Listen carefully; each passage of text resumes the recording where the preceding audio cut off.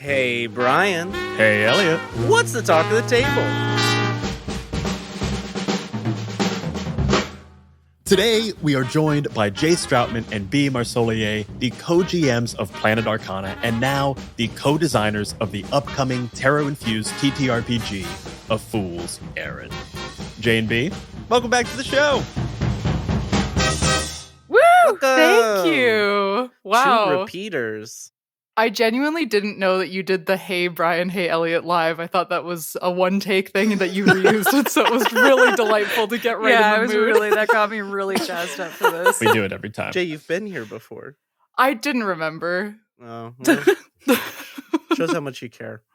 Anyway, JB, so good to see you. Sorry, folks, that's the energy. Unfortunately, J and B are friends of ours, in addition to being peers that we respect a whole lot. Y'all listen to us be insufferable. This is going to be a little insufferable. JB, today we want to talk to you about the journey that you have taken in creating A Fool's Errand, a journey from actual play to actual game. We want to talk about how the production and co-GMing of Planet Arcana. You're too proud of it. I'm sorry. I am so proud of it. I am so proud. Yeah, of you it. should be. You should I be. should. Own It's it. good, Brian, and I won't apologize. I'm just saying we got to highlight it in some way, whether it's to mock or to praise. But there had to be a moment, otherwise the audience wouldn't have forgiven us. No. But yeah, we want to talk about how the production and co-GMing of Planet Arcana has sort of informed this journey and what this game is going to look like. But first, Jay, my first gotcha question. Oh no. We spoke to you right around this time last year. And True. You were a little unwilling to use the title game designer for yourself, if I remember correctly. And now we're here talking to you about a game you're designing. How do you feel about the title game designer these days? At the time when I was hesitant, I had released one game, and so I was feeling a little unsure of myself. Now I've released a total of 2 games. That's now- 100% more games. That's 100% more games. And so I really took away you pushing me to just call myself a game designer after that. And it really is a state of mind. It's kind of a lifestyle, if you will. But I feel like, especially in the depths of having done so much work for A Fool's Errand, I definitely feel so in the game designer zone now that there's no question for me anymore of whether I am or not. And that's all we want. Thanks so much for having me. All right, that's it, everybody. Goodbye. And I think before we get into A Fool's Errand, I think there's a flow that we should go into so we define all of our terms to start. So B, Fool's Errand was originally derived from Planet Arcana, your guys' podcast. For anyone who hasn't listened to Planet Arcana, despite our repeated recommendations, can you just give people a primer on what Planet Arcana is? Sure. Planet Arcana is a science fantasy adventure in essence. The hook is that it begins with a heist, and the gods of the world are the major arcana of the tarot. That's sort of like the essential primer. And then if you want to get into themes, we've got like high absurdity and high drama. We've got some like noir vibes, some Western vibes. It's kind of an identity crisis of a science fantasy story, and we wouldn't have it any other way. And you're on episode 76 now? Yes. Mm-hmm. Incredible. And it's a game that is described in the trailer as like Tarot Infuse 5th edition. At what point did you guys start to see that you wanted to create an original system and like start to move further and further away from 5e? Ooh, I feel like this leads into our first little secret. And this is a 2-part secret. The first part of the secret is that we went into this knowing that we were going to at least pair it with a setting book at some point. And the second part of the secret is that what has happened from Planet Arcana to A Fool's Errand is not just, it didn't start with Planet Arcana. It started when B and I were like 9 and 11. So we've been saying that we've been working on this game for like almost for decades, literally decades, to Yep. not age either of us. Well, you did add the S at the end of decades, so the Damn it, listener has Jay. to imagine at least 20. We're 21 years old and we're ready to play. Straight out the womb. So I have to imagine that if that's the case, which is of working together since you were young, that part of that has to be tarot and the significance of tarot. And so for the two of you, when it comes to Planet Arcana and the game, what is the significance of tarot for you? I'd love to hear B's answer on this because she was the one who got me into tarot. I was very into tarot as a teenager. My relationship with it has changed significantly since then. But when we reached the point of doing the podcast, I thought that using the tarot was a really effective way of being able to introduce people to large concepts without a whole bunch of exposition. So, if I tell you that there's a god called Strength, you probably already have a basic idea of what that god stands for. And that's kind of what I like about tarot cards, is that they're just a collection of archetypes that are present in everybody's life, regardless of who you are. And everybody has at least some familiarity with these basic premises.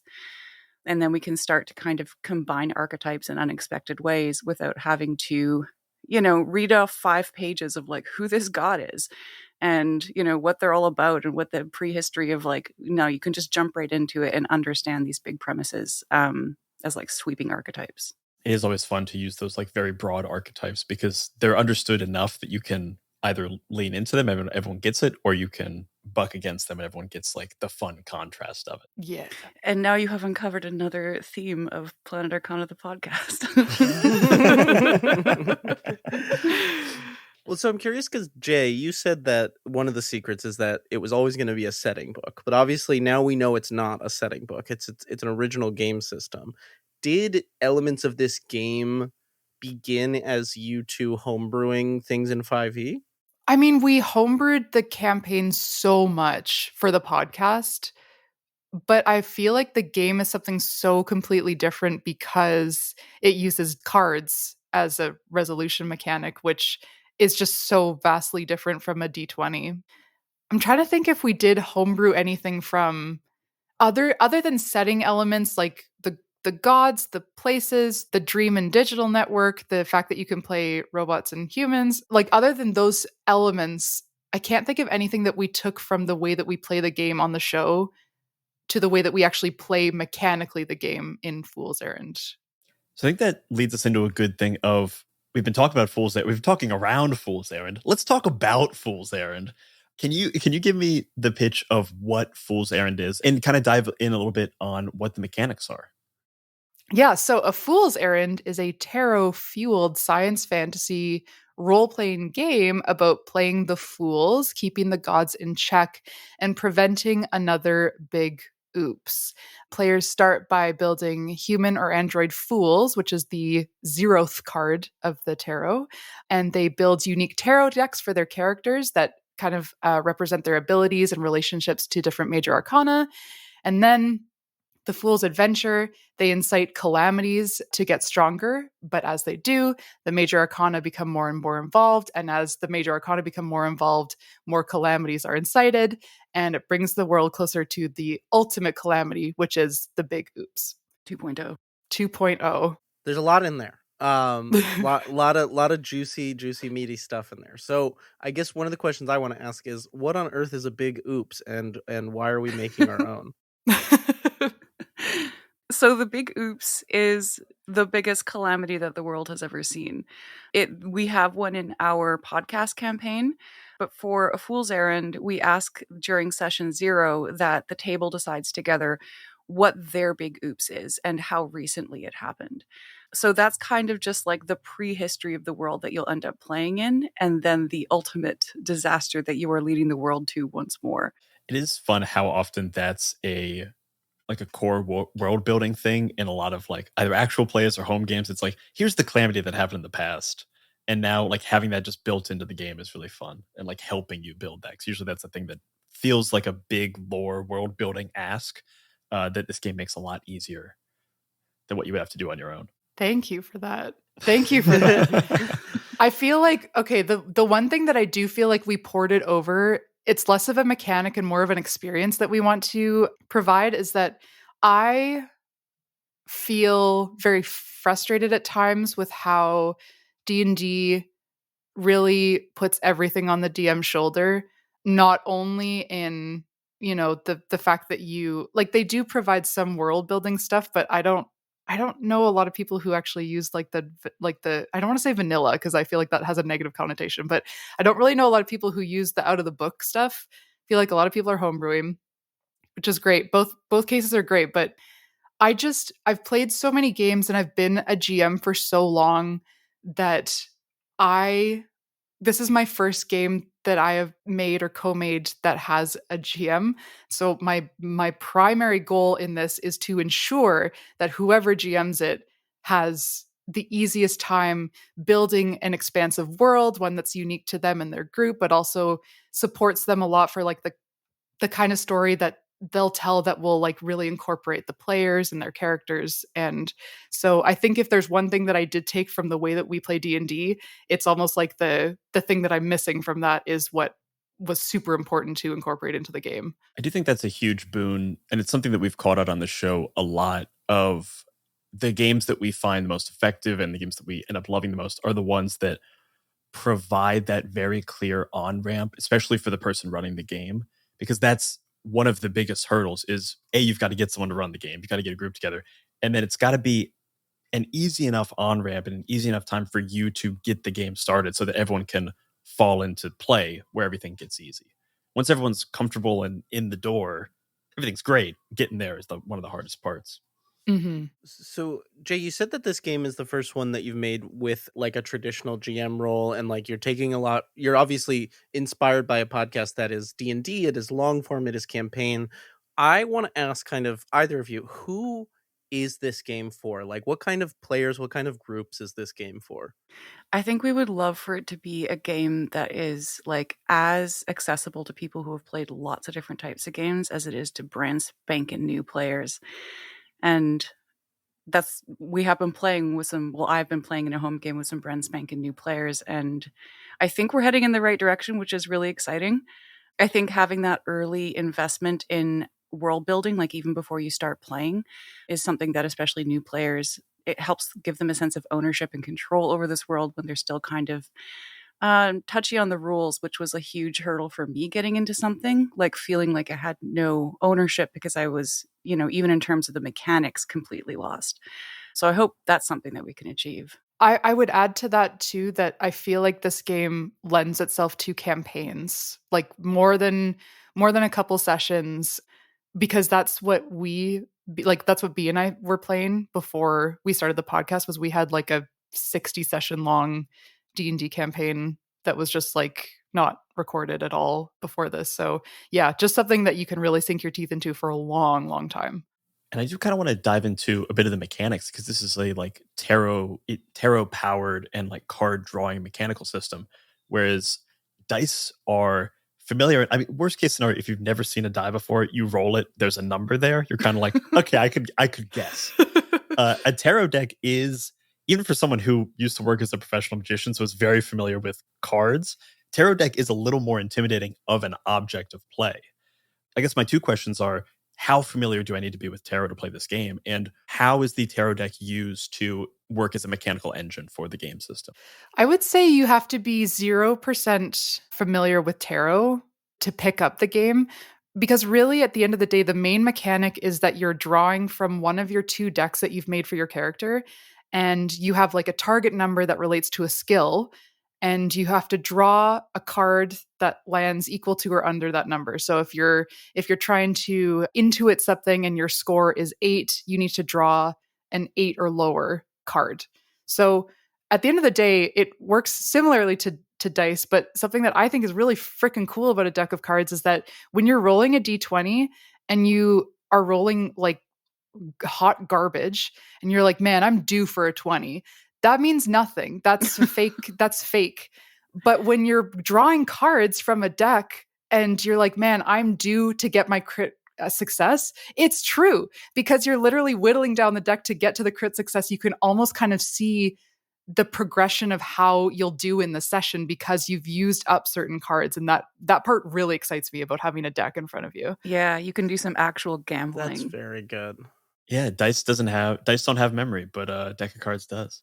It also feels, and I want to kind of I really want to underline what you just said, because I feel like this is like something that we talk about that we love so much, is when theme and game mechanic line up so well. And I think like for a game about the gods meddling and like, you're playing with these ideas of fate and these like big words like calamity and all this, and it's like it makes sense that you would be able to like somewhat see the path through your mechanic rather than it being the randomness of a die. So I just want to really like kind of give a little flower to that, because that's very good.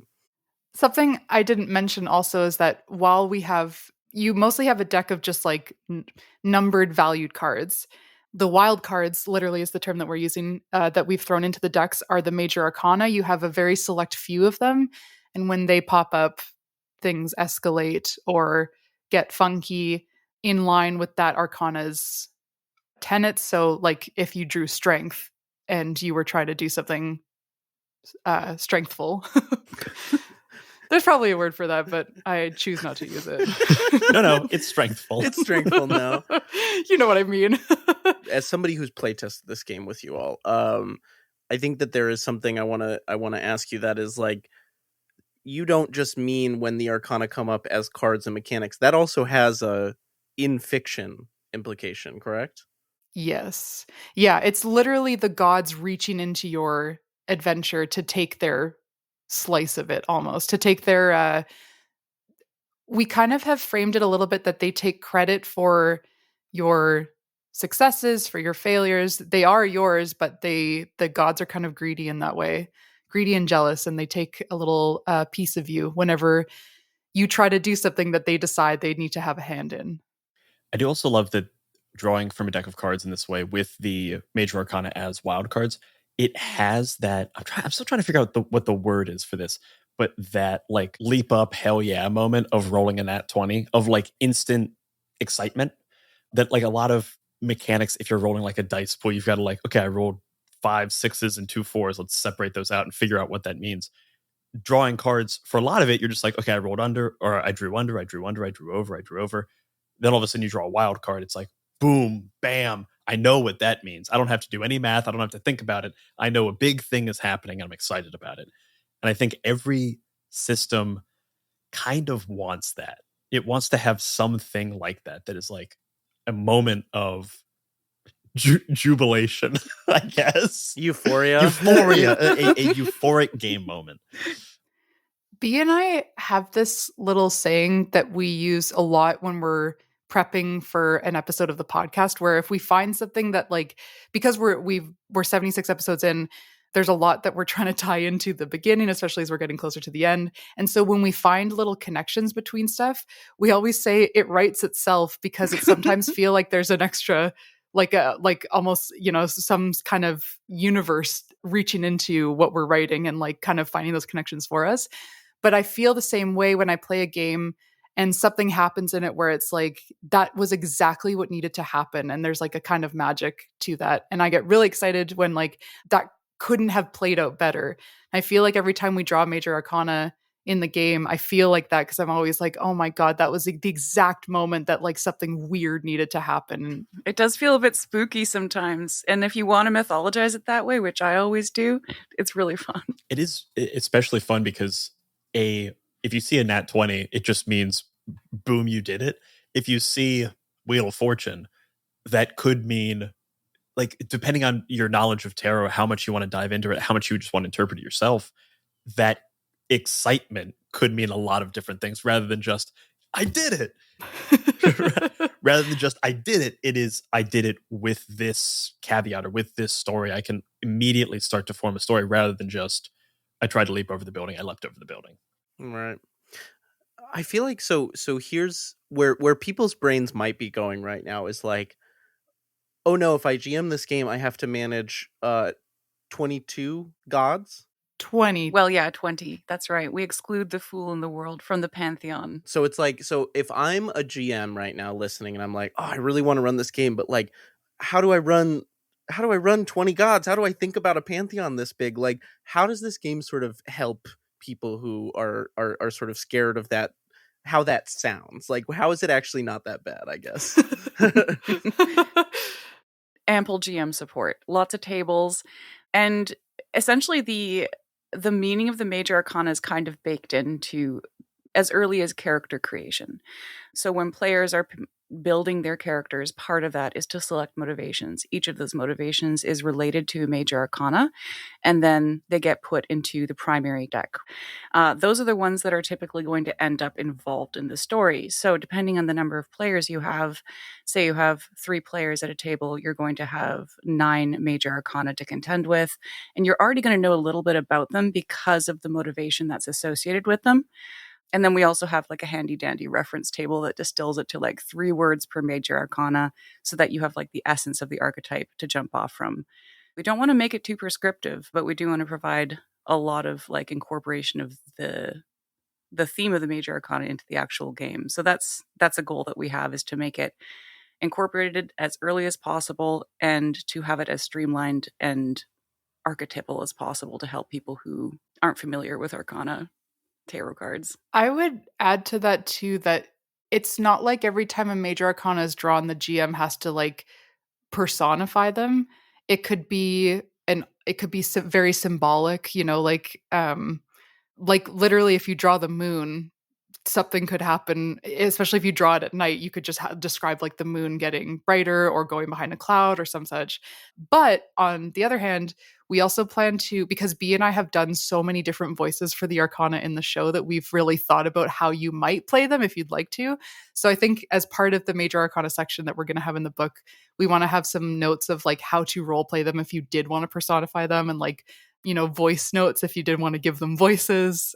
So you could kind of play it either way. They could be like almost unknowable, that they don't actually chat with the players, or they could be, you know, just Actual guys. characters. Yeah. Guys that you run into. Don't look under the bed. Don't open the closet. And whatever you do, don't skip this ad. World Champ Game Co. is the one-stop shop for all of your horror desires this Halloween season. Sink your teeth into classic thrills with slasher card game 1978, The Night They Came Home. Keep close to the light as you weave eerie new tales with Campfire, anthology horror storytelling. Whatever makes your spine crawl, World Champ has a game for you. Run for your life to worldchamp.io and grab your next favorite horror role-playing game. And right now, get 20% off your order with code KILLER. Again, that's 20% off at worldchamp.io with code KILLER. And when you can't fall asleep at night, just keep telling yourself, it's only a game.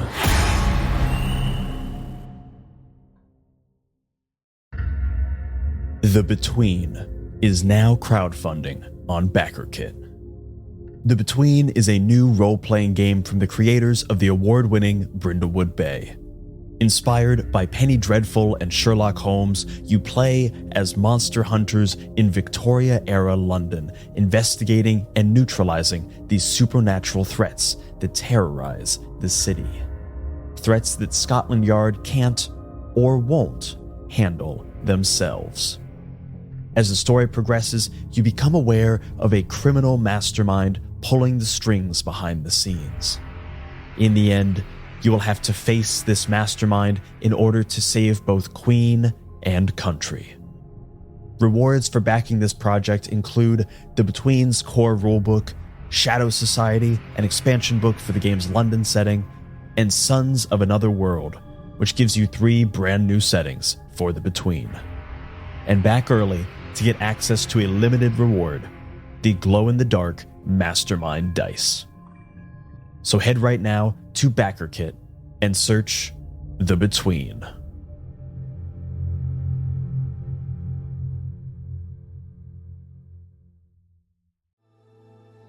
A Fool's Errand is a tarot-fueled science fantasy game set in a post-calamity world of androids, humans, and all those in between. Build your fools and explore realms both waking and subconscious. But the more powerful you get, the more the major arcana gods will take notice and rain down their love and range as both boons and calamities.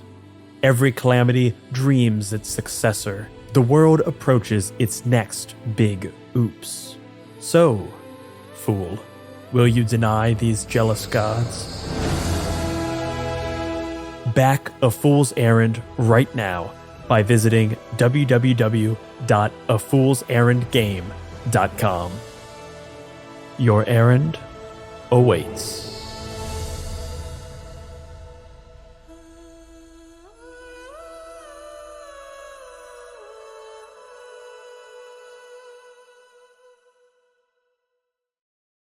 This game, though it was built from Planet Arcana and like from the game that you're playing there, I don't have to listen to Planet Arcana to be able to play this game. It is a separate thing in the same way that you don't have to read the Die comics to play Die. Exactly. But if you did, But if you did, If you that'd be did. pretty Yeah. cool. It's some cool Easter eggs. Yeah, literally. If you are a listener, there's going to be a ton of Easter eggs. You are going to feel like you're, playing in the world of the podcast. If you don't know Planet Arcana, doesn't matter. You don't need to know it. But if you're listening to this, you should know Planet Arcana because we recommend it Like, come so on. often. We truly Um, can't be clearer here. We can't You be clearer. should listen to the podcast. So I love that you just said that one of the tools you want to include is this kind of these things you've learned from playing these different arcana on the podcast. And kind of what I want to transition into is talking about how obviously we know there's a history before co-GMing, but we want to talk about the two of you moving from co-GMs to co-designers and how those kind of processes are similar, what you learned from them. I want to know kind of baseline, how did co-GMing prepare you to co-design? Damn. Gotcha. You know what's fucked is like I don't remember starting to make this game. I was Like, going to say that. I don't remember chatting Neither. about it. I just at some point we were I don't know. My earliest Several months memory into- exactly is being on a call where we were like, what do we call the game? And you said A Fool's Errand, but that was like months into it. I was thinking that's the earliest I can remember. I really like the idea of like, what should we call it? A Fool's Errand. I'll start a doc, and you type in A Fool's Errand into the title, and you open the doc, and there's already 20 pages of stuff there. because it Like, writes itself. wow. Because it literally writes itself. Because it writes itself. I will say shout out to Sean for coming up with the name of Fool's Errand. Ooh. because BT that was dubs. the name of our theme song for Right. since the very beginning. Yeah. Mm. Oh, that's Yeah. That's a fun. fun little Mhm. Easter egg. Fun? Yeah. What was the question? Just how did co-GMing kind of prepare you to be co-designers? Co-GMing is a really interesting thing that you would kind of think that there's like kind of you would think it would save some time in prep and you would think it would save some time in other places. And it doesn't. It really adds a lot of time because you have to align on everything that you're thinking about. But similarly, you would think that you would like clash a lot or kind of run into each other a lot when you're DMing, and it really isn't like that at all. There's been so many benefits and ways that I've adapted playing games because of co-GMing, and I've said this before that like I really can't imagine myself going to solo GMing ever because it's been so rewarding. But B and I also always caveat that with but do it with someone that you've known for decades and you've been working on artistic projects with for decades. Easy. So, I mean, there's just a lot of compromise, especially when you're making a huge world like we are, which is the game is just a continuation of that. But we have so many of the same touchstones because we grew up together that it just I think that we just have it easier than I would just say if someone else tried this, I don't think they'd have as easy enough a time as B and I have had. Yeah. I'm really struggling to find the answer of like how we transitioned because again, I just don't remember ever. I would say, like, if you do double GM something with somebody, you can probably design a game with them. Yeah. You probably do just about anything with them, it sounds like. Yeah. I would Right. say. Yeah, It actually yeah. turns out if you co-GM with someone, a game just is born. It just out of manifests. it just happens. You just find the doc in your Google Drive one day, and it's All you gotta do is sell figure out it. the name, and then it's there. then you start the Kickstarting process. Well, so we recently spoke with Will Yobst, who I know is a friend of y'all's, and Will was talking about collaborating with Adam Vass and how Adam said this thing to Will once where it was like, once you bring something to this collaboration, it's no longer yours, it's ours, and we deal with it as a thing. And I guess, like, do you have a lesson that on the other side of this big sprint of design you've been doing, really marathon of design you've been doing, that you would pass on? Forget your personal journey. Like, what kind of, like, what's the lesson you've learned, or a lesson you've learned in co-designing? This is tough for me again, because I was thinking about this the other day. When B and I call each other, at the end of our calls, we say, "Love you," and then we hang up. And I was just thinking about if you did that with, like, your boss. The world would be a better place. B and I have a very intense friendship that, like, we just know how to be close with each other. We know how to excuse each other when we're not having the best day because we work together so often. I think that we know each other so well that, like, it's very sibling energy, I would say, for us, and we basically grew up that way. That, like, the reason that I'm having a hard time with this is because, like, as much as B is my business partner, like, she's also kind of like a life partner in a lot of ways. So it's really hard to say, like, yeah, we just know, we know the intimacies of this. And I don't know that, like, I could give the same advice to two people who are, like, who know each other on Twitter and are like, "Hey, do you want to make a game together?" Like, I can't equate that. I haven't tried that with someone. Yeah. I would maybe imagine that if I were to do this with somebody who isn't Jay, there would be a much stronger delineation of responsibilities. Because, like, when I think of both the podcast and the game, there are some things where I'm like, oh, that was mostly Jay, or that was mostly me. But for the most part, like, I can't remember who came up with what. Like, that's sort of the boon of our relationship. But if I was doing it with somebody else, there might be a little bit more delineation. Yeah, so it's easy, guys. You just gotta, be 9 years old, find an 11-year-old that, you vibe with, and then spend the next 20 years developing an intimate friendship, and then start a podcast together. It's really that easy. It's that easy. It's very simple. This just reminds me of that Key and Peele sketch where they're like, all right, we're going to rob this bank. How are we going to do it? It's a foolproof plan. First, we get jobs there. We get on the inside. And we work there 8 hours a day, every day for 30 years. And they just deposit the money right into our bank accounts. And then after 30 years, we'll walk out the front door and they'll never know what happened. But no, I do want to pull, something from here that I think we're identifying or we're circling around, which is the idea that, like, true, like, healthy, beautiful collaboration, I think, has a little bit of intangible magic to it. And I think that it's sort of one of those know it when you see it sort of situations. Like, there is probably, if you're listening to this, there's probably a person in your life where it's like, I think maybe we could do that. Like, I vibe with them. We've got that, like, brain meld, and, like, I don't know, maybe start a podcast. We need more. I love that. That's so true. Everybody has somebody like that. Yeah. It might also be time to talk about the Network Defenders, which is the mini podcast you guys made specifically playing A Fool's Errand. And I was actually curious what your guys' experience was using an actual play as a playtest, and how that differed, and, like, what you learned from that experience that was different from a, like, home game playtest. We were lucky that it was actually our second playtest that we did live, because the first one was with, like, a really, really early draft. We playtested it back around, like, episodes 54 and 55, I think. it is almost unrecognizable to the game that we're now playtesting. But that one we got to do with, our main cast who were very patient and on board and ready to get weird. And by the time we got to the second playtest, I think we had a bit of confidence under our belts. And we had a really great set of players who were accustomed to being dropped into larger campaigns and not necessarily always being able to like play out an entire backstory of their own. So seeing whether or not we could play out an entire backstory within 3 episodes using this setup where we like establish your motivations, which tells you a little bit about where you've been, what you're looking for now. And I think that we had success with that. I think I'm very happy with the way that everybody's individual stories panned out.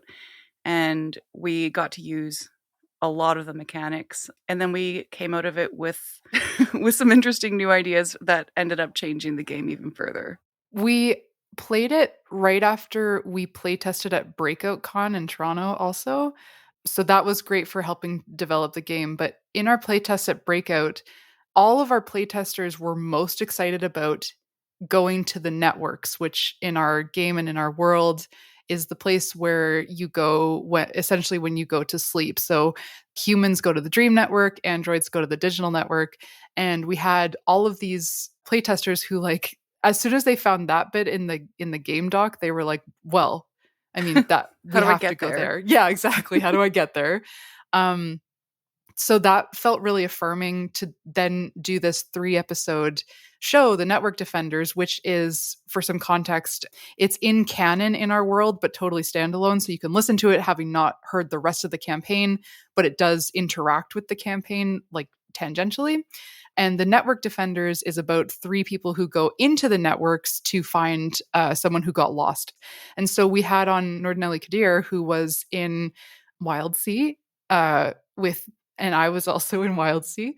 But also Nordinelli was our first guest on the show in episodes 1920, and his character introduced our main cast to the networks. So we brought him back as sort of like what is he doing in the networks when he's not interacting with our main cast? So yeah, it was a really interesting way to playtest. And again, similarly to the first time we playtested, like B said, like just had 3 players who weren't our main cast, but were still very patient with us and were totally cool with us, like kind of finding a lot of the mechanics as we went. But I would say that even from that point, which that aired in July, to now, it's like a completely new game.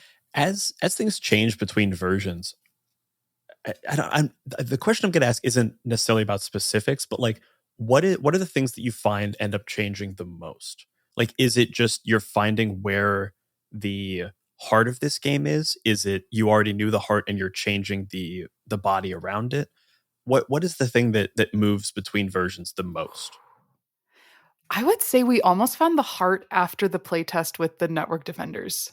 And we mostly found it because we were writing the press release, which really demanded that you kind of knew what the game was about. And we were like, we know what the game is about. And then we started writing. We were like, okay. Yeah, because I think as of Network Defenders, we still hadn't incorporated the big oops into Session 0. Yeah. That was a huge turning point thematically and mechanically. I feel like that's the biggest way to differentiate your own campaign from the show, probably. That's like an automatic differentiator for, like, if I'm a fan of Planet Arcana, I know what the big oops was in your show, but then I go start my own game and it's like, oh, the world's already so different from this.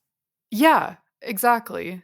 And I feel like the thing that we keep changing is just the experience. Like every time we run into something where a player has difficulty understanding something, which was a thing that came up in Network Defenders, we fixed that. Or especially when we found a point that like it demanded something of the GMs that was too cognitively weighty, we would change that as well. So I feel like the biggest thing is just like we want to make it as streamlined while having as many of the things that we have in there as possible, which is still an ongoing process, I would say. From the playtest that you've done, either early on or recently, or from Network Defenders, what are the areas that you find that the players are finding the most joy? Like, what are the areas of this game where you're like, that's it, that's the thing, nailed it, this is the thing that people are going to get really excited about, and the reason they're going to want to come back to this game time and time again?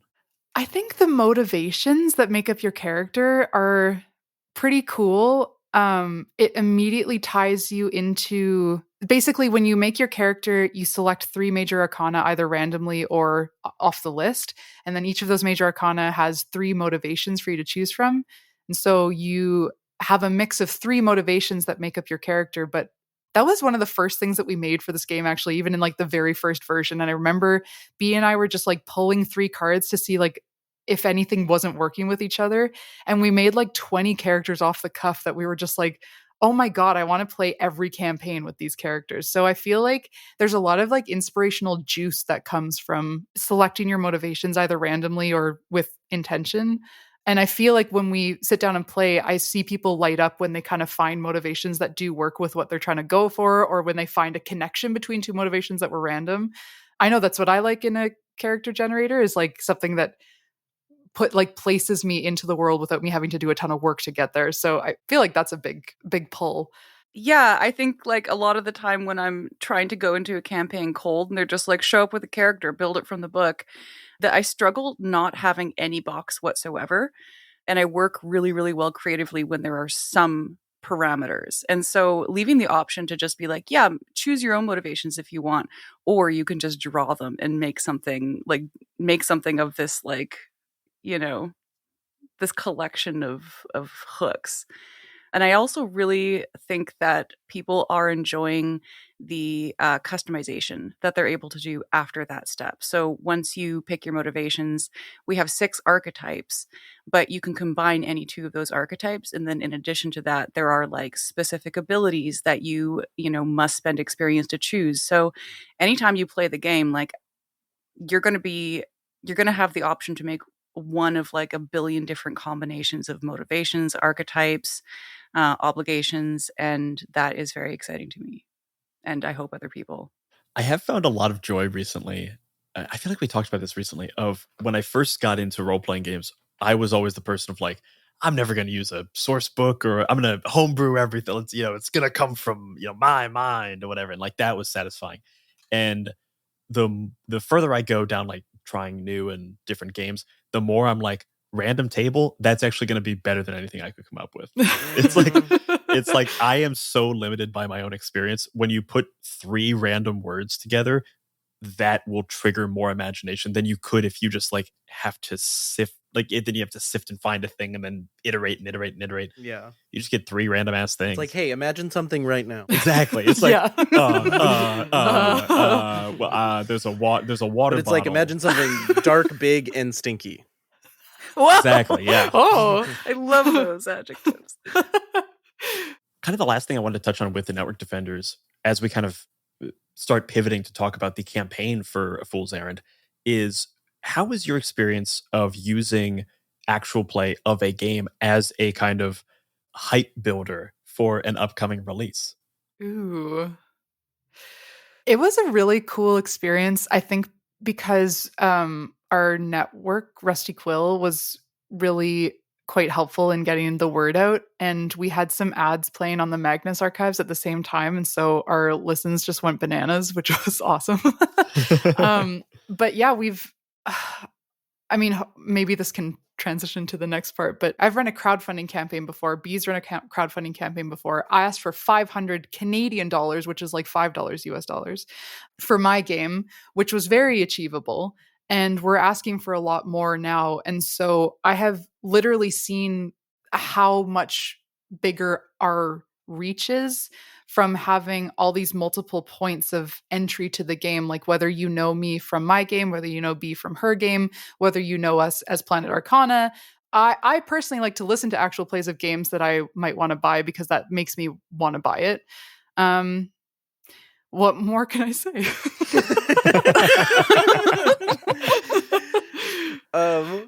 So, JB, as we move to a close, I want to get into a little bit of just the details of this campaign, which, if all goes as planned, is funding right now as people are listening to this. When does this campaign run, and what can people find? on the Kickstarter campaign? For sure. Our campaign runs until November 15th, and we are raising funds for the print run. So our featured tier is the physical copy of the book. It is digest size, just over 150 pages. It's going to be filled with some absolutely incredible art, both by B and a few additional commissioned artists. It's got world building that's been cooking for over 3 years, and it's just a really unique tarot system that I think will fuel many, many campaigns for your table. The physical book is going for $50 Canadian. The digital version is going for $20 Canadian. We have a few additional higher tiers that include things like a thank you in the book, a tier where you can contribute a suggested fool name that will appear in the book, and of course, a tier where B and I run the game for you and your friends. Our stretch goals include more feature interior art, bonuses for the team. We are keeping our goals very achievable so that we can focus just on making the best version of the game. Hell yeah.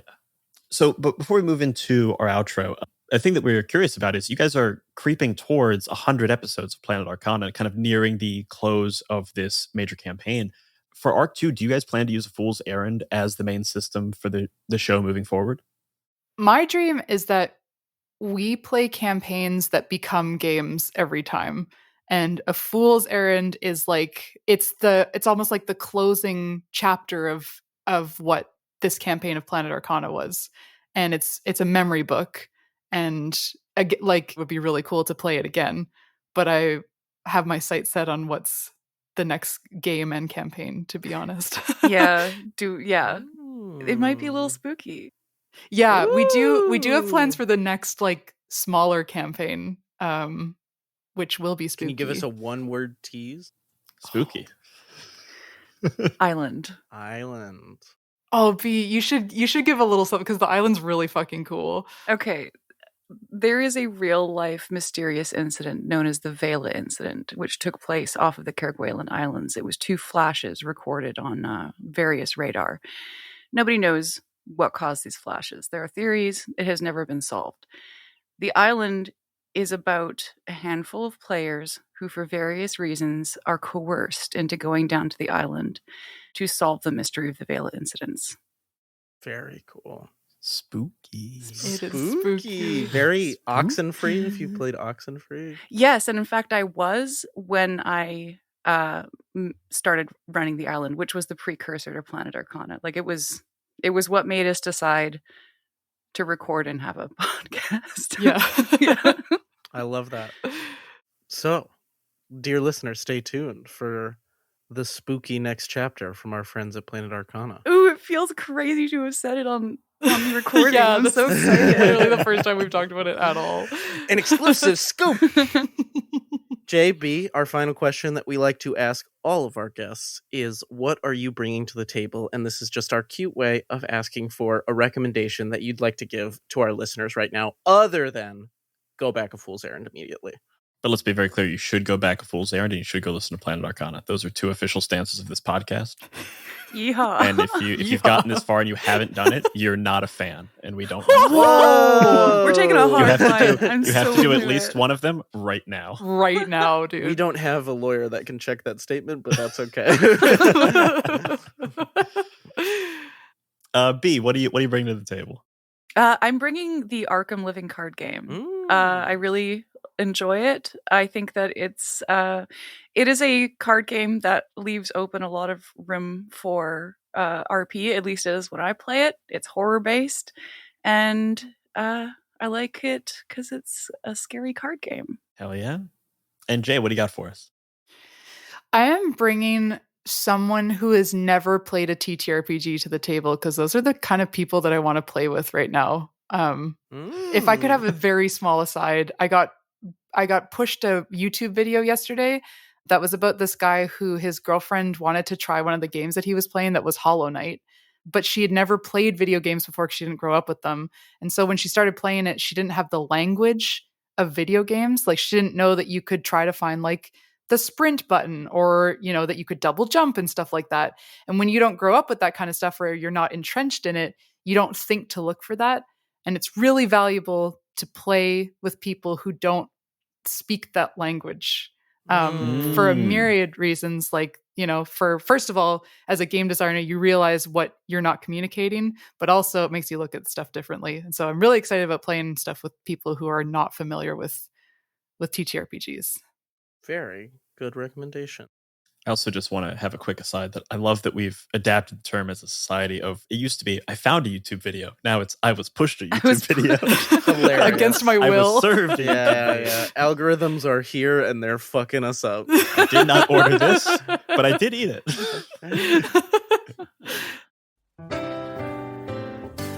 Thank you so much, Jay and B, for coming to the table today. One more time, do you want to let our folks know where they can find A Fool's Errand and then where they can find y'all on the internet?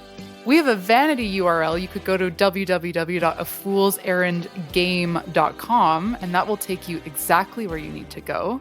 And then if you want to find out what I'm saying about it or other stuff that I'm doing or working on, find me on Twitter at Strautmask. That's STRAUTMASK.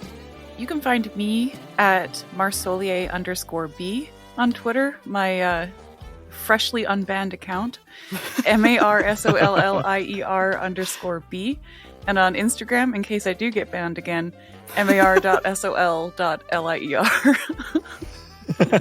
They'll never keep you down. I'm a badass.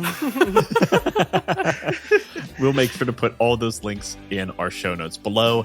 And if you want more gaming content from us, check out the 20-sided newsletter and the many-sided media Discord. Both of those are linked in our show notes. As always, please rate, review, and follow wherever you get your podcasts. And that's what the table is talking about. Bye-bye, everybody. Oh, sorry. Bye. Oh, that's staying It in. stays in. Bye-bye. Oh my god. Bye.